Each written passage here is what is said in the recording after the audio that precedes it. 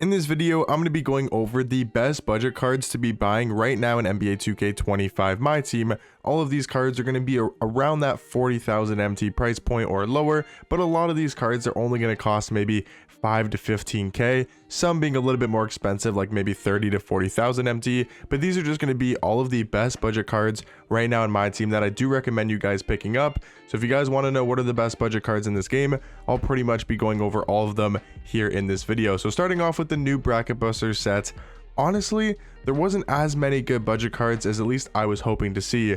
I think the first card we have to talk about is Frank Kaminsky. He is a very good budget power forward. He is 7'1" at the power forward position, and he's a good stretch big. 94 3 ball, 95 mid-range. He has a pretty solid jump shot. He's good enough defensively, 88 block, 94 interior defense, 82 perimeter, 79 steal. By no means is he some elite defensive card, but for like 10,000 MT or below, he is a really good card at the power forward or center position. Depends kind of how you want to run him. I think personally he feels like more of a power forward to me, and for like 10 to 15k, he's probably more around like the 10,000 MT mark. I do think he's a really good buy as a budget power forward. I think Stacey Augmon is pretty good as well. He's very cheap. He's a 6'8" shooting guard, so he does have a very good height at that shooting guard position. 87 3 ball, 90 mid-range, 97 driving dunk. The defense is going to be great across the board. Like, yes, a little bit of a low block, only at an 82, but 92 steal, 94 perimeter, 92 interior defense is all really good for Stacey Augmon. And then he's also got good athleticism stats, 94 agility, 94 speed, 95 vertical. Even having an 88 strength is nice for a pink diamond card on the defensive end. And like I was talking about, for like 6,000 MT or maybe even cheaper, he's a solid budget shooting guard. Udonis Haslem, his jump shot isn't great, but he's another card just to recommend. Give you guys a lot of different choices, a lot of different options at the budget tier. I think Udonis Haslem is definitely very solid at the small forward position, but honestly, that's about it. Like, I think these three cards, I would say Frank Kaminsky is the only one I would like necessarily really recommend, because if we go to like the Radioactive set, right? Matt Barnes, he's so much better than Stacey Augmon, you know, at the shooting guard position. So I wouldn't really recommend getting Stacey if you're just gonna go ahead and get Matt Barnes. So we'll talk about that here in a second. So I think Frank Kaminsky is definitely the best. Stacey Augmon's pretty good. Haslam's pretty good. None of these diamond or amethyst card really do anything for me. Like, none of them I think are really all that great. You know, Ayo Dosunmu, he's not horrible. He's probably more of like a salary cap card, but realistically, I don't think he's all that amazing, but he's not a bad amethyst. So yeah, I would pretty much just look for Frank Kaminsky, Stacey Augmon, and Udonis Haslem. Going to the Apex set, now this set did have a lot more budget cards, at least at the top tier, at least at the higher levels. I think DeAndre Jordan for his price is amazing. He's under 10,000 MT, and I know he has a 57 3 ball, but he's 6'11" and can play power forward. But I do think he's a better center card. He's not 7 foot or taller, but I mean, if you take a look at the stats here, he plays like he's 7'1".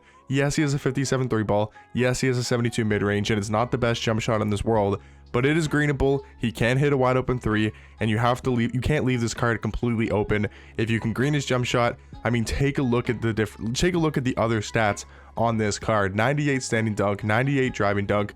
Take a look at the defensive stats.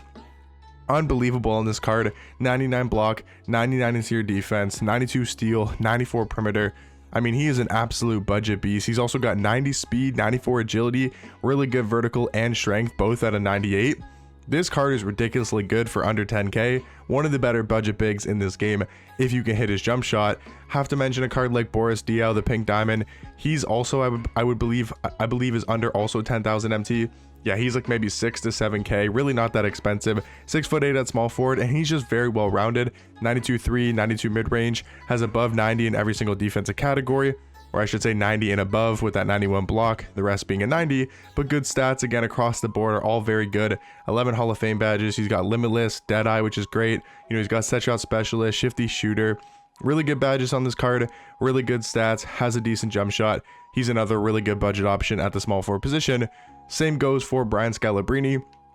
You know, none of these cards are like necessarily the best budget cards in this game, but they're all very good and solid budget options. Darius Miles, he's another card that I look at. You know, he's a really good budget small forward, really good slasher, and a very good defender, but easily the best sort of budget-ish card in this game, in my opinion, is Kel'el Ware. Now, it depends. Do you want to count him as a budget card? He is normally around 40,000 MT. It seems like right now the lowest one up is like 43k, but you can definitely get this card for 40,000 MT flat. It just depends. Do you want to count that as a budget card? Now, I think you probably should, just because, you know, it's an extra 10,000 MT compared to what most people consider a budget card for like 30,000 MT and below. And especially with how easy it is to make MT right now with the new Bracket Busters Festival going on, you can make so much MT from those new event pieces and those diamond shoe pack and the, you know, diamond shoe pack and takeover method, whatever it's called, right? Or the badge pack method. So there's a lot of ways to make MT in the game right now. So I think a card that's going for like 40k is still considered a budget card with how easy it is to make MT. But Kel'el Ware is a 7-foot power forward.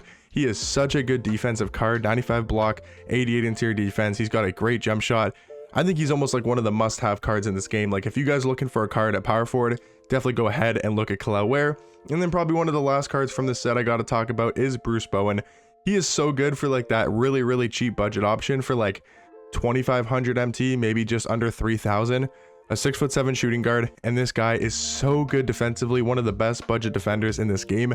96 steal, 97 perimeter, really good perimeter defender. He's got 96 agility, which is great, 95 strength, which is super helpful for guards on the perimeter to stop getting those blow by animations. That's nice to have as well on a diamond card. Bruce Bowen, if you're looking for a defensive 3-and-D card, I do think he's a very good option at the shooting guard position.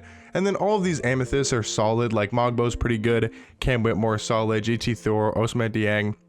You know, they're decent cards at this amethyst tier. Just wanted to kind of mention them as well. But going over to the radioactive set, like I mentioned earlier, Matt Barnes is so good for his price tag, and he's only like 6,000 MT. Once again, maybe 7,000 MT at the most.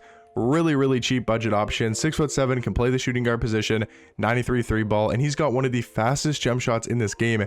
It is such a good release. It makes him actually pretty good 3-hunting wise, but he's also a very good defender on the perimeter, 90 steal, 93 perimeter defense. Really good budget option at shooting guard. I think Wesley Person is okay.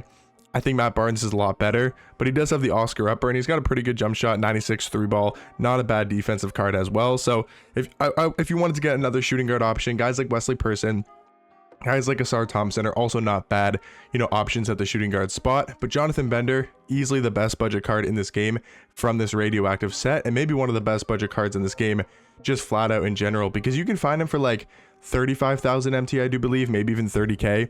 And he is a 7-foot small forward card. You're not seeing that wrong. He is 7 foot and can play small forward. He has an elite level jump shot. He is so good. He's got a quick release. He can play great defense. He's switchable on defense, which is nice, and all around amazing at the small forward position. And then also from this radioactive set, cards like Tyson Chandler are very good for the budget price tag of like 5,000 MT.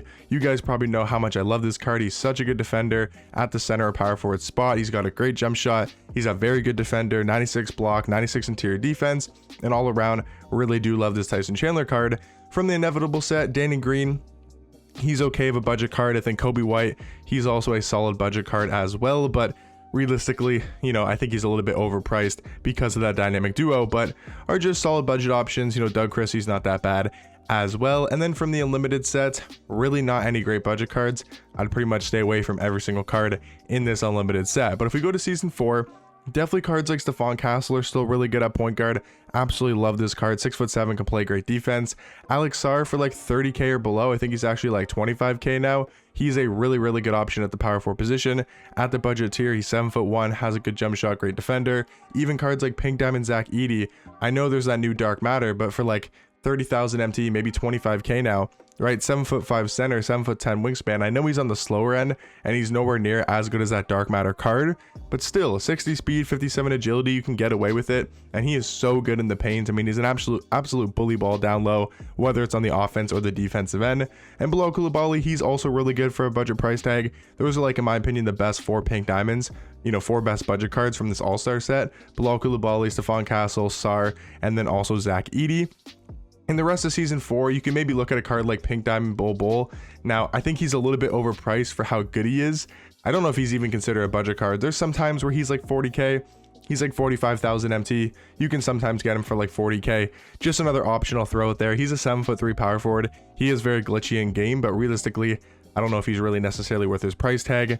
Sweetness set does have some pretty solid budget cards like Terry Dischinger. He's good at the small forward position, very good offensively. Pink Diamond Big Z is just another option there. That's a 7'3" center card, can stretch the floor out, but I think there's a lot of better centers like Khalil Ware, Tyson Chandler, DeAndre Jordan, all way better. Frank Kaminsky, all way better at the big man position. And Cat's also not a horrible option as well at the power forward spot. Does have a good jump shot and a high 3-ball.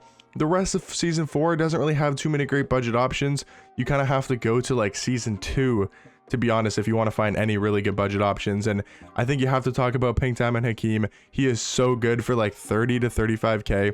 You can see this one right here for 31,000 MT, 7 foot, can play power forward, 84 3-ball, 92 mid-range, good standing dunk, good driving dunk, both at a 90. The defense is top tier on this card, 94 block, 97 interior defense. He is such a good rebounder as well. He's quick enough with 87 speed to play power forward or center, and I really do like this Pink Diamond Hakeem card. Definitely one of the best budget cards in my team right now. And then also I feel like you still have to mention a Diamond Jaren Jackson Jr. Maybe not as good as he used to be, but he's still 6'10" at power forward, 7'4" wingspan, has a good enough jump shot, really good defender. He's just another solid big man, you know, for the budget price tag. And, you know, Diamond Dyson Daniels, he's another point guard option. He's like 10 to 15k, good defender, 6'7" at point guard, has a solid jump shot. And yeah, I think that's pretty much going to be it, guys. You know, Pink Diamond Zach LaVine, he's another point guard that has a really good jump shot. You know, I really like his Galaxy Opal card, and his Pink Diamond is very similar. So for like 25k, he's another really good option at the point guard position for that budget price tag. But that's pretty much going to do it. If you guys have any other budget cards you guys would recommend, make sure to leave them down below in the comment section. But hopefully you guys found this video helpful, just to know what are the best budget cards in this game right now to be buying on the auction house. But hopefully you guys found this video helpful, and I'll catch you guys in the next one. Peace.